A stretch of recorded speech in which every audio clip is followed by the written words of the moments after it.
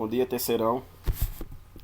Vamos hoje para mais uma aula de genética, certo? É o primeiro conteúdo do segundo bimestre. A gente vai entrar já nos assuntos do segundo bimestre. Finalizamos com ligação gênica os conteúdos do primeiro. Vamos entrar nos conteúdos do segundo bimestre, certo? O assunto é herança ligada ao sexo. Ele é um assunto bem mais simples, assim eu diria, de genética, bem mais fácil de compreensão, porque não requer tantos cálculos, né? Apesar que ligação gênica, para mim, eu também achei um assunto muito fácil. Espero que vocês tenham compreendido bem a explicação anterior, tanto na atividade depois colocada em prática, como no quiz, né? Mas é um assunto simples, com alguns detalhes, mas que eu acho bem menos complicado do que outros de genética que a gente já viu lá atrás, certo? Então vamos lá para o primeiro conteúdo do segundo bimestre. Alguns textos. Herança e sexo. Isso aqui vai ser avaliado pela determinação cromossômica do sexo. Então, o que é que a gente percebe aqui? Até agora nós estudamos características genéticas nos cromossomos autossômicos ou autossomos, certo? Lembre-se, nós temos, no nosso caso a espécie humana, nós temos 23 pares de cromossomos, que no total obviamente dão 46. Sempre lembrando que 23 vem de origem paterna e 23 vem de origem materna. Até agora, todas as características que nós estudamos foram nos 22 pares de cromossomos autossômicos, né? Hoje nós vamos estudar características que estão presentes nos cromossomos, no par de cromossomos heterossomos, que são os cromossomos sexuais, no homem XY e na mulher XX, certo? Sistema XY é o nosso sistema, né? Esse é o nosso sistema de cromossomos sexuais e também de alguns outros seres vivos, como muitos insetos, inclusive a mosca drosófila. Todos os mamíferos eles vão ter esse sistema XY, vão participar desse sistema XY. Algumas plantas e algumas espécies, muitas espécies de peixes, né?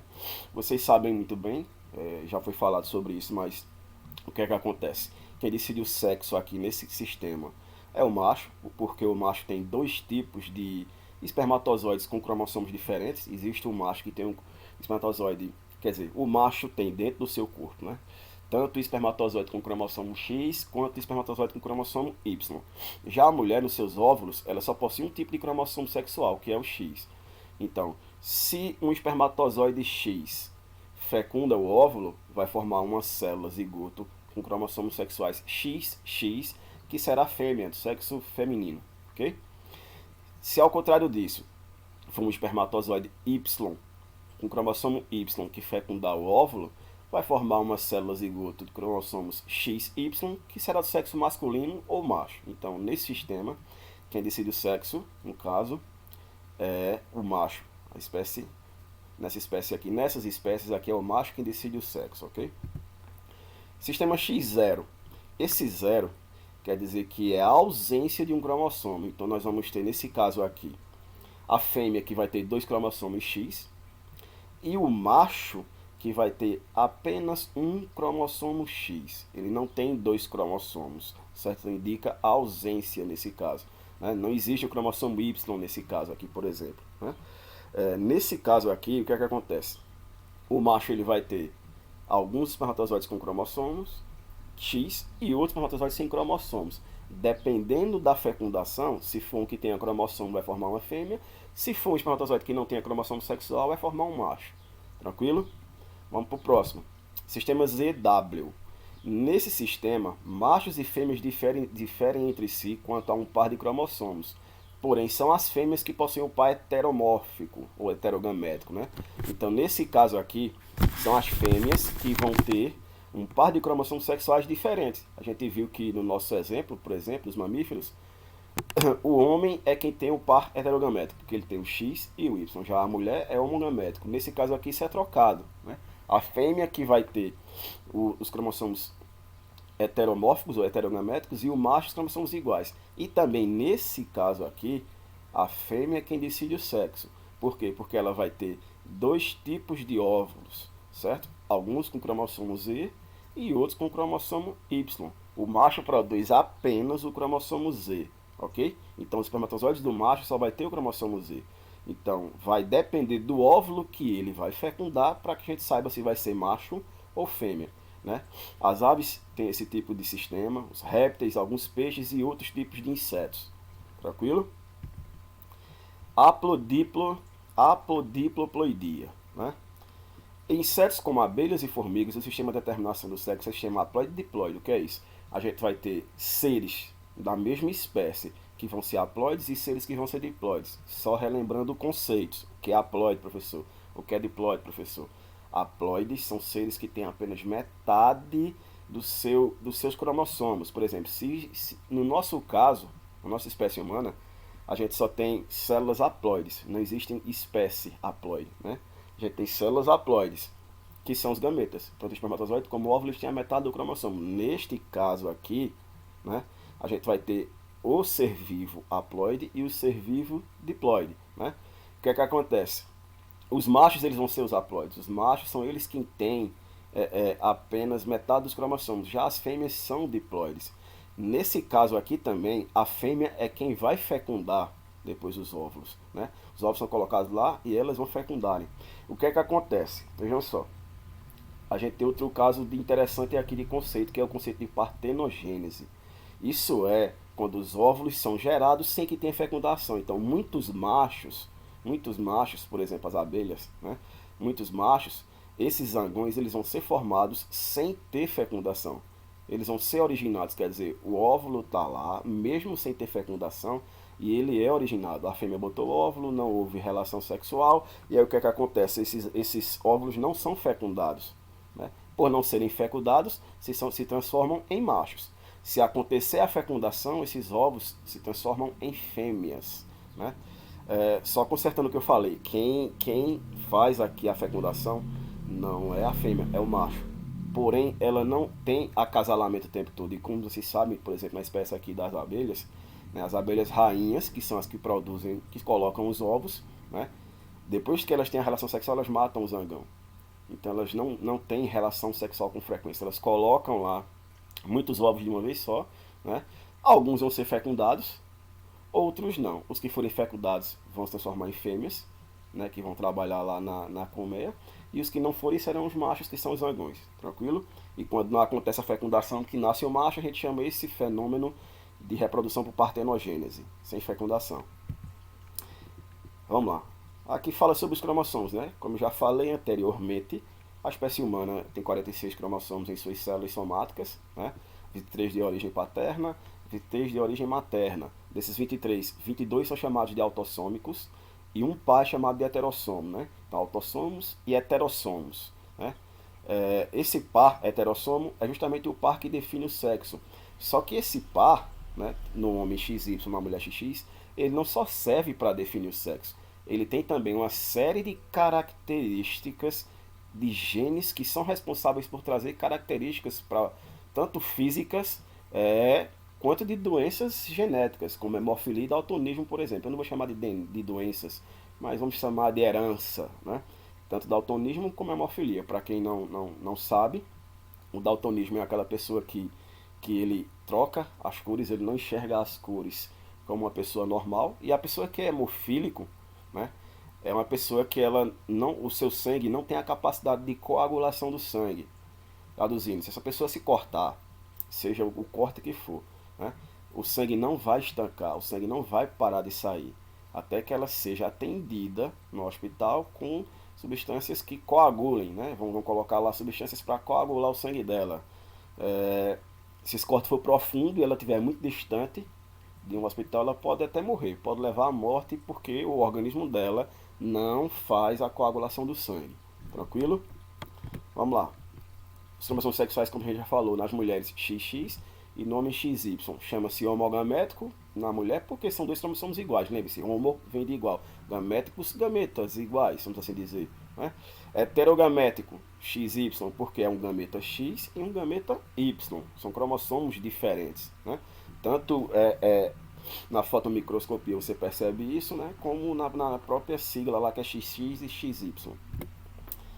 A herança ligada ao sexo é considerada quando os genes envolvidos se situam no cromossomo X em sua proporção não homóloga sem correspondência ao cromossomo Y. Mulheres podem ser homozigotas ou heterozigotas. Já os homens sempre serão heterozigotos. Vamos lá. Os genes, eles vão estar no cromossomo X, nesse caso aqui, tá entendendo? Esse tipo de herança, os genes só estão no cromossomo X. Traduzindo, no Y não vai ter gene que faça essa correspondência, porque lá não existe uma proporção homóloga a essa parte do cromossomo X. Então, os homens eles serão sempre heterozigóticos. Por que ser heterozigóticos? Porque ele vai ter um X e um Y, né? E aí o que é que acontece? Ele vai ter sempre com esse Y um X com um gene dominante, vamos supor a letra D de daltonismo, né? Se for um homem que seja normal, ele vai ser X, Dzão, Y. Se for um homem que tenha daltonismo, ele vai ser X, Dzinho, Y. Então, ou ele vai ter o dominante, ou ele vai ter o recessivo. Traduzindo, para um homem ser daltônico, ou ele é normal, ou ele é daltônico.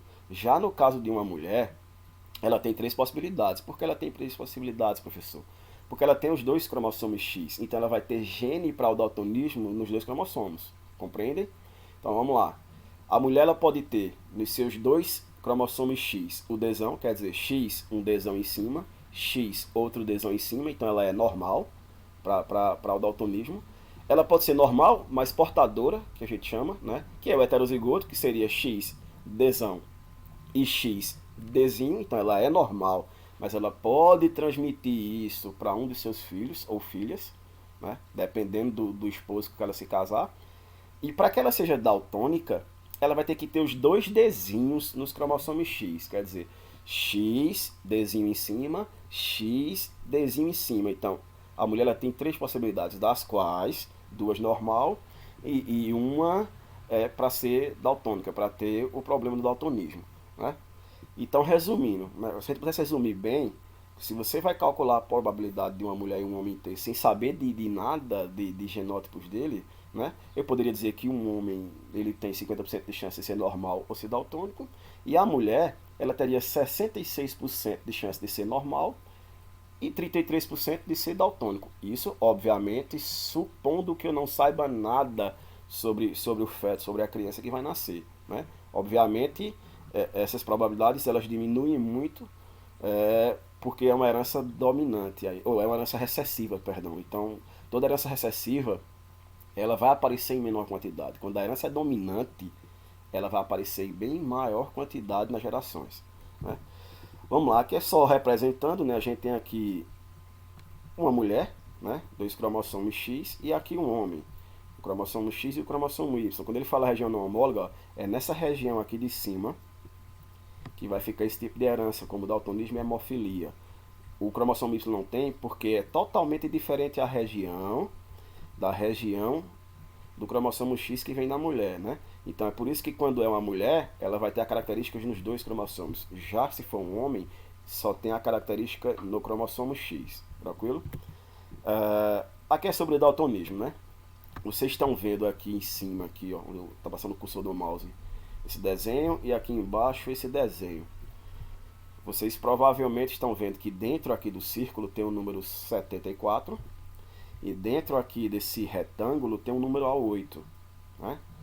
As pessoas que são daltônicas, elas não conseguem ver esses numerais aqui dentro, então elas veem tudo de uma cor só, elas veem tudo da mesma cor, né? Quando você vai fazer um exame, por exemplo, para ter a habilitação, é um dos exames que o médico lá faz com você, é mostrar figuras, né, que pessoas daltônicas não poderiam enxergar. Você vai dizer, por que, professor? Porque uma pessoa daltônica não vai ver os faróis nas cores que uma pessoa normal vê. Ele vai ver de forma diferente. Ele não vai conseguir distinguir onde é verde, onde é amarelo, onde é vermelho.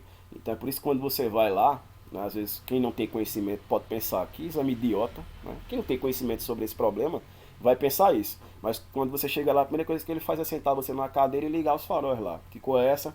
Que cor é essa? E que cor é essa? Para você falar, certo? Aí ele diz aí, anomalia visual em que o indivíduo tem deficiência de distinção das cores vermelho e verde, então ele não consegue distinguir o que é vermelho e o que é verde. Os homens daltônicos, que isso vai ser 8% da população, tem um alelo XDzinho, como eu tinha falado, pois são hemizigotos, quer dizer, eles só têm um cromossomo X, eles não têm outro cromossomo X, né? Tem a metade dos cromossomos X. E as mulheres daltônicas, elas vão ser 0,64% homozigotos recessivos. Então, se a gente calcular na população mundial, 8% dos homens são daltônicos, 0,64% das mulheres, quer dizer, menos de 1%, quase 0,5%, né? Pouco mais de 0,5%, que seriam daltônicas. A gente vê aqui embaixo os fenótipos, né, e os genótipos. Então, como eu disse para vocês ali atrás na explicação, a mulher ela pode ter 3 genótipos diferentes, né? Mulher normal, mulher portadora, mulher daltônica. Ela normal pode ser homozigótica, quer dizer, os 2 desãos. Ela normal pode ser portadora, quer dizer, ela é normal, ela não tem daltonismo, mas ela pode transmitir, por exemplo, a um filho dela diretamente, né? E a mulher, para ser daltônica, ela tem que ter os 2 desenhos, ok? Já o homem não, ou ele é normal, ou ele é daltônico, ele não tem o meio termo de ser portador, certo? O homem não pode ser portador, porque ele só tem um cromossomo X. Então, ou ele é normal, ou ele é daltônico, ok? A hemofilia, os genótipos e fenótipos são do mesmo jeito, né? A anomalia, que é a coagulação do sangue é deficiente, quer dizer, a pessoa se corta e o sangue não coagula, não estanca, não para de sair, né? Os homens hemofílicos são hemizigóticos do mesmo jeito, e as mulheres são hemofílicas, elas têm que ser homozigóticas recessivas, né? A gente tem 1 a cada 10 mil e 1 a cada 100 milhões de mulheres. Então veja que é bem diferente a probabilidade de homens e mulheres por causa justamente da mulher ter 3 possibilidades e o homem só ter uma, né? Ou ele é ou ele não é. A mulher tem 2 possibilidades de não ter a doença e uma possibilidade de ter. A única diferença aqui é a gente trocar a letra D por H, D de daltonismo por H, mas o cálculo é do mesmo jeito e os fenótipos e genótipos do mesmo jeito. A mulher pode ser normal, os 2 Hzãos, ela pode ser portadora, sendo heterozigota, né? E ela pode ser hemofílica, sendo, tem que ser os 2 recessivos. O homem ou ele é normal, ou ele é hemofílico. Então é o mesmo raciocínio de daltonismo. E aí você faz esse cruzamento simples, porque, por exemplo, como é que vai ser uma questão aqui? Vamos supor que ele diga, qual a probabilidade de uma mulher ter uma mulher normal, portadora para o daltonismo, né, ter um filho daltônico quando ela se casar, né, com um homem normal. Então a mulher normal, portadora, então ela vai ser XDzão, XDzinho, casar com um homem normal, XDzão, XY, XDzão, Y, né? Então, o que é que você faz? Você vai cruzar um gene com o outro, certo? Deixa só a gente raciocinar aqui, para eu não sair do slide. Eu ia sair do slide e fazer o cálculo, mas deixa eu mostrar raciocinar, né? Primeiro, a probabilidade de ter um menino doente, né? Para ser um menino, vai ter que pegar o Y do marido dela lá. Então é simples, né? Você vai cruzar ali. Primeiro, disseminar a probabilidade aí, né? É 50%. Você bota lá um meio, porque se você pegar os 2 aí, a probabilidade de nascer menino ou menina vai ser um meio, né? Agora, da doença, o que é que acontece? Você tem que cruzar. Quando você cruzar, já que a mãe ela tem um Dzão normal e um Dzinho que seria portador, quando eu cruzar com o Y, eu vou ter um menino normal e um menino daltônico, certo? Porque eu vou pegar o XDzão da mãe e juntar com o Y do pai, menino normal. E vou pegar o outro gene, que é o XDzinho da mãe, e cruzar com o Y daltônico. Então vai ser 50% também. Então a resposta aí seria simples. Para ser menino, um meio, vezes. Para ser daltônico, ou normal, né? No caso, normal, vamos pensar aí. Um meio também. Então multiplica um meio vezes um meio, vai ser um quarto, certo? Os cálculos aí não são complicados não, são contas bem simples. Mas aí a gente vai tirando as dúvidas nas atividades que vocês forem me perguntando, ok? Vamos lá. Herança relacionada ao sexo, restrita ao sexo, né? Genes localizados na porção não homóloga do cromossomo Y são chamados de genes holândicos, que é isso. Existem características que só estão no gene Y. Resumindo, existem características que só o homem vai ter. A mulher não vai ter essas características, ou essa herança, né? Um grande exemplo é a hipertricose auricular. O que é isso? O homem, ele tem, obviamente, uns menos e outros bem mais, o crescimento de pelos dentro da orelha. Deixa eu ver se eu tenho uma foto. Tem aqui, ó. Tem homens que tem muito e homens que têm pouco, certo? Esses homens que têm muito pelos desse jeito, é esse problema aqui, hipertricose auricular. Isso só vai estar presente nos homens, é uma característica restrita ao cromossomo Y. A mulher não tem Y, certo? Então, só os homens vão ter isso aí, certo? E aí o que é que acontece? Se o rapaz que tem, se o homem que tem, que é nesse caso aqui, qualquer um desses homens aqui, quando eles casarem, se eles tiverem um filho, obviamente eles vão transmitir essa característica pro filho dele, porque o cromossomo Y herdado do filho é o Y do pai, certo? Então a probabilidade de acontecer a doença no filho vai ser de 100%, numa filha de 0%, porque a característica está no cromossomo Y, tranquilo? Lembre-se, toda vez que a característica for no cromossomo Y, a gente chama isso de genes holândricos, ok? Vamos lá. Aqui tem alguns tipos de herança para a gente analisar nos heredogramas, para que vocês vejam como muda os desenhos, né? O primeiro aqui, ó. Se o problema, a doença for autossômica recessiva, primeiro, autossômico está nos 22 pares, não é uma característica sexual, né? Recessiva, o que é que acontece? Pode ser tanto no homem como na mulher. Então, quando você vê uma característica tanto no homem e na mulher, você já percebe que é uma característica que está presente aqui, né, principalmente nos cromossomos autossômicos. Mas como é que você sabe que é recessiva? Porque poucos casos acontecem, certo? Poucos casos vão acontecer aqui. Então você percebe que aqui casam-se duas pessoas normais e aparece aqui alguém com um problema. Se aqui essas duas pessoas fossem recessivas, todos aqui seriam normais. Certo? Então, quando você pega dois normais que aparece uma característica, obviamente você percebe que ela é uma característica recessiva, certo? Recessiva. Do mesmo jeito que se aqui tivesse dois doentes, mas, e todos doentes, também seria recessiva. Também seria recessiva. Então, você tem que aprender a analisar o esquema, no caso aqui. Quando a doença ou o problema é dominante, o nome já está dizendo, domina os outros. Então, a quantidade de pessoas doentes vai ser bem maior.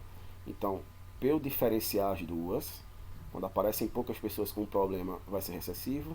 Quando aparecem muitas pessoas com um problema, vai ser uma característica dominante. Certo? Ligado ao gene Y, holândrica, só vai ter homens. Só tem homens doentes aqui, ó. Você percebe isso, ó. Só aparecem homens doentes.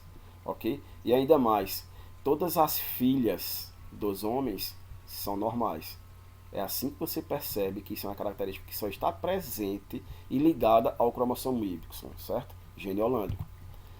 Outros dois tipos de herança, ligada ao cromossomo X recessiva, ligada ao cromossomo X dominante, né? Novamente, recessiva poucos casos aparecem, dominante vai aparecer em quantidade maior. Agora, ligado ao cromossomo X, mas quando é ligado ao cromossomo X, você vai poder ter, né, problemas tanto em homens como mulheres, né? Apesar que neste aqui não aparece, mas aqui ligado ao cromossomo X poderia ser que também tivesse uma mulher com problema, por exemplo, casando aqui, se aqui, provavelmente essa mulher aqui, ela é normal dominante, certo? Porque aqui existe uma grande probabilidade de ter filhos doentes também, certo? Já que isso aqui é ligado ao cromossomo X. Quando você observa aqui, você pensa que isso pode ser ligado ao cromossomo Y. Por que não é, professor? Porque se fosse esse daqui, ó, que é filho deste também, né? Então esses dois são irmãos. Se fosse ligado ao cromossomo Y, se fosse gene holândico, os dois irmãos seriam aqui doentes. E aqui a gente percebe que um é e outro não. Aí, quando isso acontece, então é um problema que vem no cromossomo X. Tranquilo? Herança mitocondrial. Vejam só. Sempre, quase todo ano no Enem, tem alguma questão de genética envolvendo mitocôndrias. Certo? O que é que você tem que saber disso? Primeiro, na formação dos gametas, né, tanto o espermatozoide quanto o óvulo, existem mitocôndrias dentro dessas células. Só que o que é que acontece? Mitocôndria, ela é responsável, lembrando vocês, né, conteúdo do primeiro ano, mitocôndria, ela é a organela responsável por fazer respiração celular e produzir energia. Certo? E aí o que é que acontece? As mitocôndrias nos espermatozoides, elas são transformadas unicamente para produzir energia, para que esse espermatozoide consiga chegar até o óvulo lá depois da relação sexual. Ele tem um caminho muito longo, então eles precisam de muita energia. Essas mitocôndrias elas vão ser canalizadas só para isso, certo? Resumindo, na formação do espermatozoide elas não têm outra função. Já o óvulo, é lá que vão estar, as mitocôndrias que nós herdamos. Então, traduzindo, as mitocôndrias que você herda, certo? São sempre da sua mãe. São sempre de origem materna. Então, as mitocôndrias das minhas células são da minha mãe. As mitocôndrias das células da minha mãe são da minha avó materna. Do mesmo jeito que as mitocôndrias das células do meu pai são da minha avó paterna. Então, a gente sempre, certo?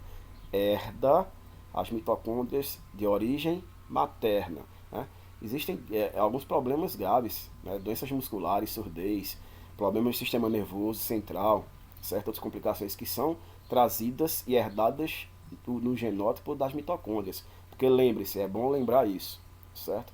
As mitocôndrias e os cloroplastos nas células vegetais são as únicas organelas, né, que elas têm DNA. Então, o DNA, além de estar dentro do núcleo celular, ele está presente dentro das mitocôndrias. E qual é a função disso, professor? A função é duplicação. Então, o nosso organismo, nossas células, quando percebem que precisam de mais energia, as mitocôndrias elas se reproduzem sozinhas, independentemente de ordem do nosso núcleo celular. Então, elas têm esse poder de duplicação, de multiplicação, independente do núcleo. A mesma coisa acontece com os cloroplastos. Quanto mais cloroplastos, mais fotossíntese as células vegetais fazem. Então, quando a célula percebe que precisa de mais fotossíntese, esses cloroplastos eles são multiplicados, né, e vão substituindo até aqueles cloroplastos que estão ficando velhinhos, né? Então, isso é fundamental, tanto para a respiração celular, nossa e dos vegetais, quanto para a fotossíntese dos vegetais, certo? Mas o que é que deve ficar na sua mente aqui para o Enem? É que sempre nós herdamos as mitocôndrias de origem materna, certo? Origem materna, tranquilo? Ele mostra aqui um heredograma e aqui você percebe que é ligado a uma herança mitocondrial, né? O primeiro, tudo partiu aqui desse casal aqui em cima, certo? Tudo partiu desse casal. E aí o que é que acontece? Essa mãe tem algum problema, né? Que não fala aqui, mas ela tem. E ela transmitiu para os seus filhos. Os dois filhos nasceram com esse problema. Por quê, pessoal? Porque lembre-se, as mitocôndrias, não importa se você é menino, não importa se você é menina, nós herdamos da mãe. E aí qual é a diferença para matar a charada? A diferença é o seguinte, ó. Esse cara que tem problemas, que tem esse problema herdado da mãe dele, ele não passa para os filhos. Por que ele não passa para os filhos? Porque os filhos herdam da mãe deles, certo? Do mesmo jeito que aqui é ao contrário, ó. A filha desse casal transmitiu para todos os seus filhos problemas, porque nós herdamos as mitocôndrias de origem materna. Então só as mães, nesse caso, que transmitem para os seus filhos. Os pais, mesmo tendo problema, eles não têm a capacidade, não conseguem transmitir esse problema nas suas próximas gerações. Tranquilo? Um exemplo disso é a distrofia muscular de Duchenne, certo? Ocorre uma degeneração ou atrofia dos músculos esqueléticos, né? As crianças, principalmente os meninos, a partir dos 6 aos 12 anos, eles começam a ter esse problema a partir dos 6 anos, né? E vai até os 12. Quando eu digo vai, é porque geralmente as crianças, geralmente não, as pessoas, elas vão ficar tão atrofiados que vão terminar falecendo. Aí você vai dizer, como assim, professor, falecendo? Porque como é uma atrofia muscular, né? Todos os músculos eles começam a atrofiar e parar de funcionar. E vocês devem lembrar que nós temos músculos em locais que são fundamentais para a nossa sobrevivência. Por exemplo, né, o nosso coração ele é formado por células e tecido muscular, por isso que ele bate, né, através desse movimento. E nós temos também o nosso sistema, o sistema respiratório auxiliado pelo diafragma, que é um músculo que empurra o pulmão e faz com que esse pulmão ajude o pulmão a encher e esvaziar de oxigênio. Então, se esses músculos atrofiam, você nem respira e você nem bombeia sangue, consequentemente você morre. Então essas pessoas elas morrem geralmente até os 12, 15 anos, alguns um pouco mais, outros um pouco menos, mas elas têm um tempo de vida muito curto por causa dessa distrofia muscular, ok? Vamos lá. Herança influenciada pelo sexo, continuando aqui. Quando os genes que determinam um certo caráter, uma certa característica, se expressa melhor de acordo com o sexo do indivíduo. O exemplo mais clássico disso é a calvície, certo? Tanto homens quanto mulheres, eles podem ter calvície, né? Obviamente, todo mundo vê isso mais em homem. É muito difícil você encontrar uma mulher que tenha calvície, mas tem, certo? E aí o que é que acontece? Por que isso acontece mais nos homens? Porque os hormônios masculinos, eles vão influenciar nos genes. A presença dos hormônios masculinos, eles vão auxiliar nos genes, certo? E aí o que é que acontece? Ó, veja aqui, esse exemplo, certo? Pra gente matar aqui a questão. Esse símbolo aqui, que vocês estão vendo aqui em cima, de uma bolinha e uma setinha, é do sexo masculino. Esse símbolo aqui que vocês estão vendo aqui embaixo, de uma bolinha e uma cruzinha embaixo, é um sexo feminino, né? Então, o gene da calvície é o gene C, né? Só que ele vai se comportar de forma diferente. O homem calvo, a característica dele é dominante, ó. Então a gente tem aqui duas características, dois pares de genes, homozigoto dominante e heterozigoto. O homem vai ser calvo. Obviamente, esse daqui, a calvície dele vai ser uma calvície bem mais acelerada do que esse aqui. Mas nós temos dois pares que vão tornar o homem calvo. É por isso que a gente vê tanto homem careca ou calvo por aí, né? Para ele ser normal, ele tem que ser recessivo. Então, o problema é esse, ó. É uma característica dominante nos homens. Por isso, tantos homens calvos. Já na mulher, os genes, por causa dos hormônios masculinos em menor quantidade, se comportam diferente. A mulher, para ser calva, ela vai ser os dois dominantes. Se ela for heterozigoto ou os dois recessivos, ela vai ser normal. Então, o homem, resumindo, tem 66% de ser calvo, a mulher tem 33%. Né? Obviamente, a gente está fazendo uma conta bruta aqui, mas é infinitamente maior a chance dos homens ser calvos do que as mulheres. Tranquilo? E para a gente terminar, alguns casos de atrações cromossômicos que vocês já ouviram falar. Né? Síndrome de Turner. Não tem um dos cromossomos X. Então, como é o cariótipo dessa pessoa? 44A, 44 cromossomos autossômicos, mais X0, quer dizer, mais um cromossomo X.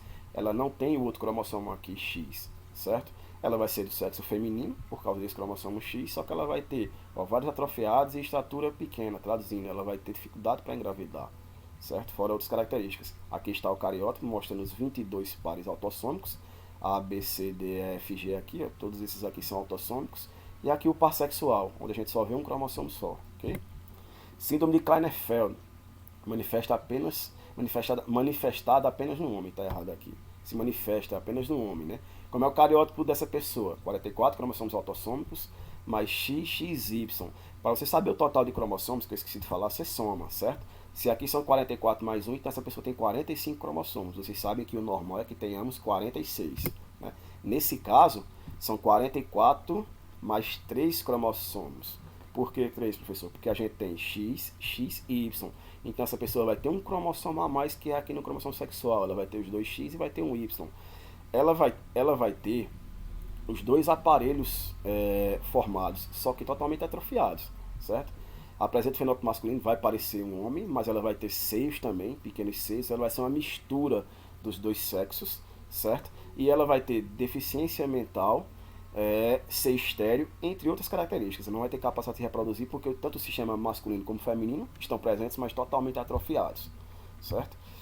A síndrome do triplo X, né, chamada de triplo X porque o cariótipo da mulher é 44 autossomos com 3 cromossomos X, né, então vai ser 47 também, ela vai ter um a mais, tá aqui embaixo, ó, X, X, X. A mulher afetada geralmente tem baixa estatura e a fertilidade pode ser reduzida. Ele fala, pode ser reduzida. Mas existem mulheres que se reproduzem mesmo sendo desse jeito aqui, ok? Elas conseguem se reproduzir. A frequência de mulheres afetadas é 1 em cada 1000 nascimentos. Então, a cada 1000 mulheres, mais ou menos, nasce uma que seja o triplo X, certo? E a síndrome de Down, que provavelmente é a que vocês mais conhecem, né? Esse indivíduo ele tem uma trissomia no par 21. Esse par ele não é sexual. Todas essas outras aqui, ó, vocês viram que são problemas no cromossomo sexual. Aqui falta um cromossomo, aqui a gente tem um Y a mais, né? Um a mais né? Poderia ser um Y, um X, enfim, mas tem um cromossomo a mais. E aqui também é um cromossomo a mais. Nesse caso aqui é uma trissomia, quer dizer, você vai ter um cromossomo a mais, porém, não é no cromossomo sexual, é no par 21. Os portadores apresentam deficiência mental, tendência à leucemia, mãos curtas e largas, estatura baixa na média, dificuldade como é que se diz? Em se expressar. Né? É importantíssimo que as crianças que nasçam com Down elas possam fazer acompanhamento psicológico, né, e fonoaudiólogo, né, para que melhorem a sua forma de expressão, melhore a sua fala. Né? Já é comprovado que isso ajuda muito as crianças. Né? A síndrome de Down hoje em dia ela não é uma síndrome que limita tanto a criança, porque a gente tem crianças com síndrome de Down por aí, vários exemplos, né, que estão no mercado de trabalho, que se formam, que estão em profissões depois de se formar, né, que não tem basicamente limitação nenhuma, praticamente normal, igual a outras pessoas, certo? Obviamente, tudo isso com acompanhamento. Se a criança for acompanhada desde pequenininho, a probabilidade dela não, ela superar esses problemas é muito grande hoje em dia, certo? E não tem aqui, mas muitos deles, eles têm problemas do coração também. Então tem que ser sempre acompanhado o coraçãozinho dessas crianças, dessas pessoas que têm síndrome de Down, né? Aqui a gente tem uma aparência que todo mundo conhece. E aqui embaixo a gente vê que aparecem 3 cromossomos no par 21, ó, aqui embaixo. Né? Então ela tem uma trissomia no par 21 aqui, ok? Vamos lá. E outra coisa, essa trissomia justamente, ela está apesar de não ser nos cromossomos sexuais, mas é um cromossomo que era para estar junto aqui do sexual, que por erro se emparelhou no par 21. Então, se for um menino, né, a gente tem aqui o cromossomo Y que ficou lá no par sexual, só que o X, em vez de ficar junto com o Y, ele se junta a esse par 21 e causa esse problema. E se for uma menina, vai ficar um X no sexual e o outro X lá no par 21, certo? Bom, pessoal, eu espero que tenha sido uma aula agradável, certo? Como eu disse para vocês desde o início, é bom, eu preciso do feedback de vocês, né? Que vocês possam falar como é que tá essas aulas, se estão gostando, se não estão, o que é que tá bom, o que é que precisa melhorar, se está ajudando, que é essencial, que é por isso que estou fazendo isso, por vocês, né? E vamos tirando dúvidas, tirem dúvidas, procurem tirar dúvidas, me perguntem. Eu estou disponível no WhatsApp de segunda a sexta, no horário lá, de 7 às 4h40, certo? Quando pegarem a atividade, que eu só vou passar semana que vem, essa semana vocês podem dar uma olhada. Talvez eu passe 1 ou 2 quesitinhos aí só para que vocês comecem, mas a atividade mesmo só vai ser semana que vem. Então, se precisarem, revejam a videoaula. Vou deixar lá também o slide para vocês, porque vocês podem ir passando o slide, revisando, apesar que com o vídeo dá para ir e voltar quantas vezes você bem entender, certo? E me procurem, estamos juntos aqui, a gente tá junto para tentar ajudar vocês da melhor maneira possível a superar essas dificuldades, né? E vamos ter fé em Deus, que logo logo tudo se resolve e voltaremos à normalidade. Enquanto isso, todo mundo fique em casa, se cuide, certo? Lembre-se que você não é responsável, mas hoje só por você. Né? Essa história de nós temos o direito de ir e vir, isso não existe mais, porque você pode ir na rua e pegar o vírus da Covid e ele não fazer nada em você, mas você passar para alguém que você ama muito. Né? Então se cuidem e cuide de todos que vocês amam, ok? Abração, tamo junto e tchau.